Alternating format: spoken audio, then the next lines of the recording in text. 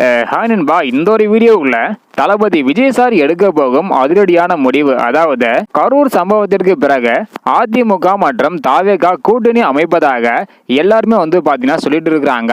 So இதற்கெல்லாம் முற்றுப்புள்ளி வைக்கும் விதமாக தளபதி விஜய் சார் பாத்தீங்கன்னா தற்பொழுது ஒரு முக்கியமான முடிவு எடுத்திருக்கிறாங்க.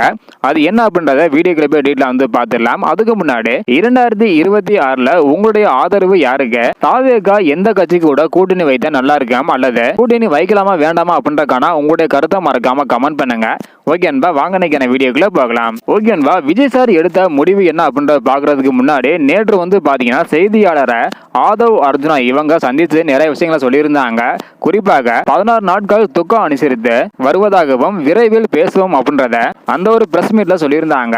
சோ இது ஒரு புறம் இருந்தாலும் கரூர் சம்பவம், தமிழக வெற்றி கழகம் மற்றும் அதிமுக கூட்டணி சர்ச்சை, சுப்ரீம் கோர்ட்டில் வழக்குகளின் நிலை, இது எல்லாத்தையும் பாத்தீங்கன்னா மூத்த நிர்வாகிகளுடன் விஜய் சார் ஆலோசனை நடத்த போறாங்களாம். இந்த எல்லா பிரச்சனைக்குமே குறிப்பாக அதிமுக தாவேகா கூட்டணி குறித்த பிரச்சனைக்கு முடிவு கட்ட போறாங்க. அதாவது அடுத்தடுத்த சர்ச்சையை முடிவுக்கு கொண்டு வரும் வகையில் இன்று அல்லது நாளைக்குள்ள விஜய் சார் தரப்பு விளக்கம் அளிக்க உள்ளதாக ஒரு தகவல் வெளியாகி இருக்குது. கரூர் சம்பவத்திற்கு பிறகு நிறைய சர்ச்சையான பேச்சுக்களை பாத்தீங்கன்னா அடிபட்டு வருது. இதற்கெல்லாம் முற்றுப்புள்ளி வைக்கும் விதமாக விஜய் சார் பாத்தீங்கன்னா விளக்கம் கொடுத்திருப்பதாக சொல்லப்படுகிறது. விரைவில் தமிழக வெற்றி கழகம் மக்களை சந்திக்க இருப்பதாகவும் சொல்லப்படுகிறது.